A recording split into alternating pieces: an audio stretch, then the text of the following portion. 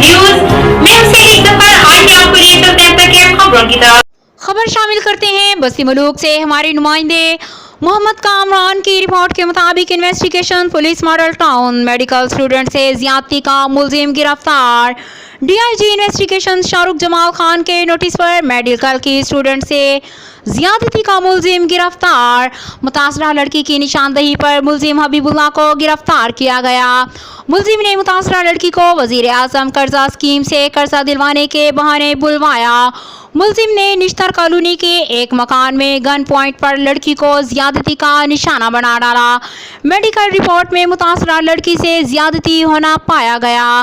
Recharge gender cell Model Town Sadaf Rashid نے ہمراہ team ملزم کو گرفتار کیا. زیادتی کے مرتکب افراد کسی رعایت کے مستحق نہیں. ڈی آئی جی شاہ رخ جمال خان. شہریوں کے جان و مال کی حفاظت پولیس کی اولین ترجیح ہے. D I G investigation police.